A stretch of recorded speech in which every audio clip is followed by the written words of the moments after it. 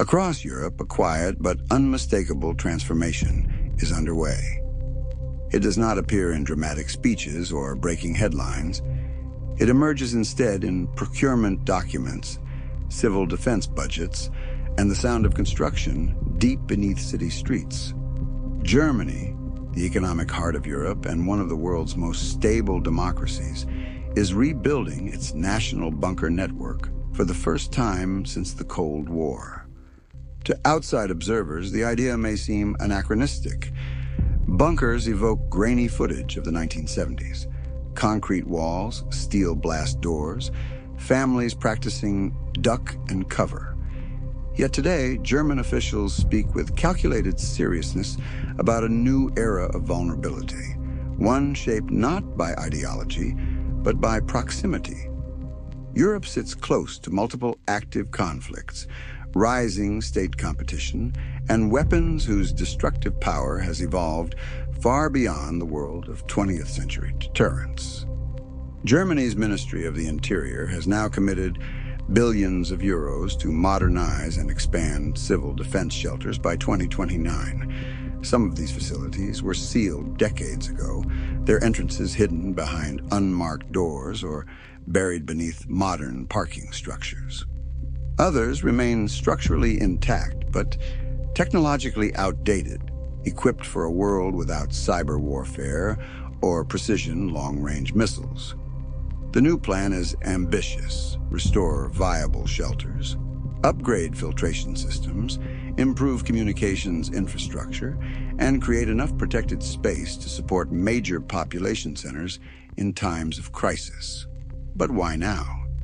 According to German officials, the answer is rooted in the new normal of European security. Since the start of the war in Ukraine, Germany has witnessed the acceleration of military threats once considered hypothetical. Missile tests near NATO airspace, cyber disruptions targeting key industries, and intelligence reports indicating Russia's expanding missile inventory. While the probability of a direct strike remains low, the consequences of being unprepared, even once, are considered unacceptable. Germany's approach reflects a philosophy known as Vorsorge, or precaution. It is the belief that civil defense is not a luxury, but a responsibility shared between state and citizen. Families are encouraged to maintain 10 days of essential supplies. Municipalities rehearse communication drills. Hospitals revise mass casualty procedures. And beneath it all lies the growing network of hardened shelters, concrete evidence that preparation is no longer a fringe concept, but formal policy. This shift raises a pressing question for the United States. If Europe's most stable nation sees value in rebuilding its bunkers, what lessons should America draw from this moment? Part 2, Inside Germany's Modern Bunker Strategy. Germany's new civil defense strategy is not simply about reviving Cold War relics. It is about redesigning protection for a 21st century threat environment, one where danger does not always arrive as a missile on radar. Today, a single crisis may combine cyber attacks, infrastructure failure, misinformation, electromagnetic disruption, and conventional strikes in unpredictable sequence. Modern bunkers must function within that complexity. Inside Germany's upgraded shelters, the most important feature is time. They are not designed to host citizens for months, but for the critical hours and days immediately following an attack. When shock waves settle, radiation disperses, airspace is secured, and emergency responders gain situational awareness. To support these needs, engineers focus on 3 pillars: survivability, sustainability, and communication. Survivability begins with structural reinforcement. Many bunkers rest beneath reinforced concrete layers capable of withstanding blast pressure, debris impact, and firestorms above ground.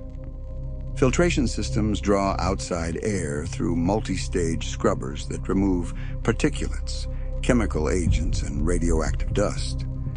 Interior corridors isolate sections in case one area is compromised, a design borrowed from modern naval architecture. Sustainability is equally crucial. Updated shelters include independent power units, water reserves, compact medical stations, and rations engineered for long shelf life. Families can remain sheltered for up to 48 hours without outside assistance, long enough for authorities to assess damage, contain fires, and establish stable communication networks. Unlike Cold War-era bunkers, which emphasized long-term sheltering, these modernized facilities recognize that mobility and rapid recovery are central to contemporary civil defense. The third pillar, communication, is the backbone of Germany's strategy. Bunkers are now being equipped with satellite receivers, encrypted radios, and digital signage linked directly to federal crisis response channels. Clear instructions can be broadcast even if cell towers fail or if cyber attacks cripple commercial networks. In a nation of nearly 84 million people, clarity prevents panic, and panic prevents survival. Germany's shelters are not isolated structures. They connect to a wider ecosystem. Early warning sirens tested monthly, broadcast networks with protected redundancy, and emergency protocols distributed to every state government. In effect, Germany is building a layered security shield, one that combines smart households, trained institutions, and hardened infrastructure. As Berlin expands this system, the message is unmistakable. The cost of being unprepared is now higher than the cost of preparation. This leads us to the comparison many Americans find uncomfortable. Because while Germany is rebuilding its bunkers, the United States has largely dismantled its own. Part 3, America's Missing Civil Defense System. In the United States, the phrase civil defense once carried real weight. During the 1950s and 1960s, fallout shelters were marked in thousands of public buildings. Siren tests rang across cities. Emergency pamphlets were distributed to households. The nation treated preparedness as a shared social obligation. That system is gone. Today, America possesses some of the world's most advanced military capabilities, yet almost no modern civil defense infrastructure for ordinary citizens. There are no nationwide public bunkers, no standardized federal shelter guidelines, no unified alert system linking sirens, radios, and mobile devices in a seamless national network.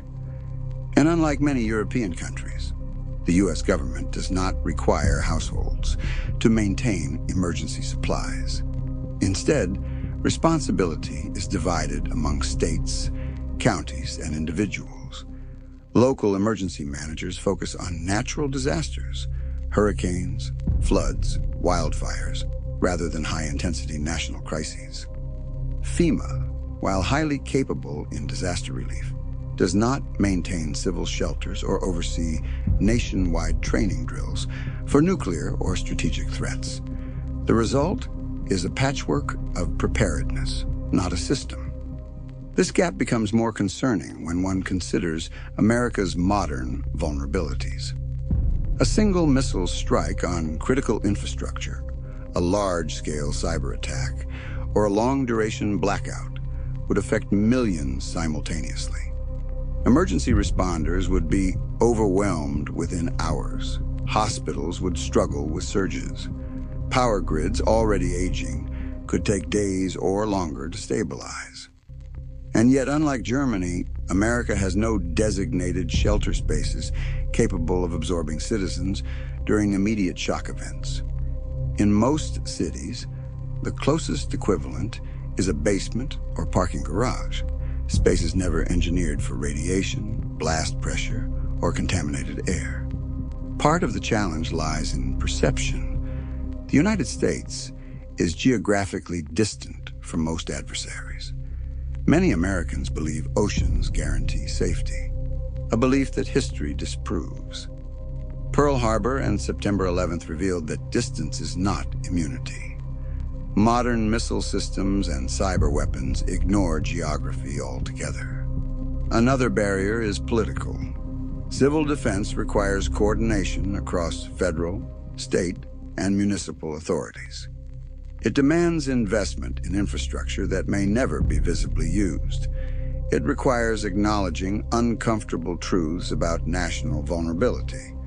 For decades, these conversations have been deferred, softened, or avoided. Meanwhile, Germany and several European nations are moving in the opposite direction, toward readiness, drills, public guidance, and built resilience. Part 4, What America Could Build. If the United States chose to strengthen national preparedness, it would not need to mirror Europe's system exactly. America's size, geography, and federal structure demand a uniquely American model, one capable of supporting both cities and rural regions, integrating local governance with federal coordination, and leveraging private innovation alongside public infrastructure. A realistic civil defense blueprint would begin with 3 foundational pillars: information, protection, and medical readiness. 1. Information, a unified national alert network.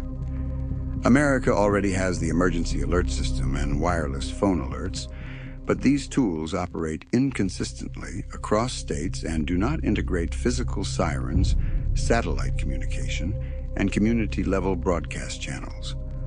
A modern system would unify all alerts under a single federal protocol with redundant delivery pathways. Whether a citizen is underground, off-grid, or without cell service, they would receive the same clear message at the same moment. This network would connect emergency radios, smart home devices, television broadcasts, and digital signage in public spaces.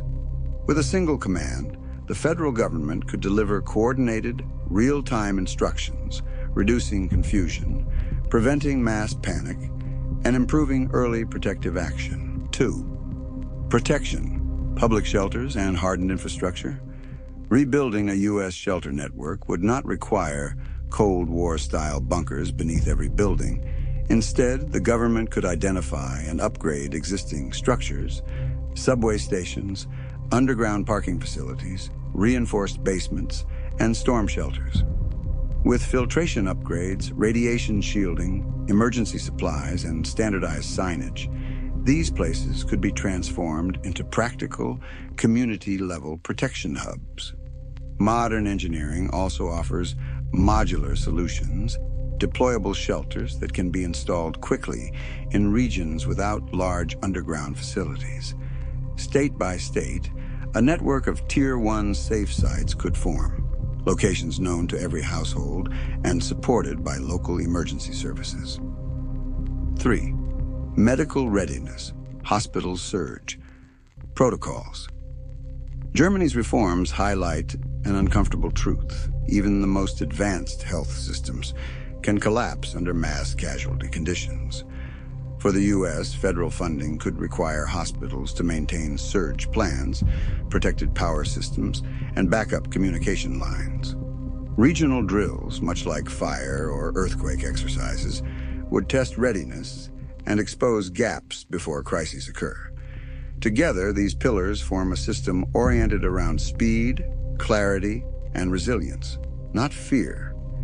They acknowledge that preparedness is not about predicting disaster, but about ensuring society remains functional when the unexpected happens. This brings us to the final question. What happens if America chooses not to prepare? Germany's bunker revival is not simply a construction project. It is a reflection of national philosophy. The conviction that civilian life must remain protected, even in moments of existential threat. Europe's leaders increasingly frame preparedness not as pessimism, but as stewardship, an investment in stability that transcends political cycles. For the United States, the cost of inaction is subtler, but no less profound. In the opening hours of a major crisis, whether triggered by conflict, cyber attack, or EMP, American families would be largely on their own. Without designated shelters, millions would seek improvised protection in structures never meant to withstand radiation or firestorms. Without coordinated alerts, misinformation would spread faster than facts. Without hospital surge systems, medical facilities could be overwhelmed by injuries and panic-driven visits. And without household guidance, basic survival skills, water storage, emergency lighting, communication planning, would be absent when they are needed most. These weaknesses do not only affect crisis response, they shape public psychology. A society without preparedness infrastructure becomes a society that panics easily, mistrusts institutions, and fractures under pressure. Conversely, nations with strong civil defense, like Finland, Switzerland, and now Germany, tend to exhibit higher social cohesion during emergencies. The American public often views preparedness as an individual's responsibility. Stockpiles, radios, and supplies are framed as personal choices rather than components of a collective safety net. But, as Germany's strategy shows, national resilience works best when the responsibilities of state and citizen align, forming a system where each reinforces the other. If the United States does not adapt, it risks entering the next era of global instability without the tools that other advanced nations now consider essential. Preparedness would remain uneven, strong in some households, non-existent in others. Communities would experience crises not as organized responses, but as cascading failures. Yet the path forward is not bleak. America has unmatched engineering capability, technological innovation, and local emergency expertise. The blueprint exists, the resources exist. What remains is the decision to acknowledge vulnerability, to learn from nations that have acted, and to build a system robust enough to protect 330 million people. Germany has chosen its direction. Europe, in many ways, has followed.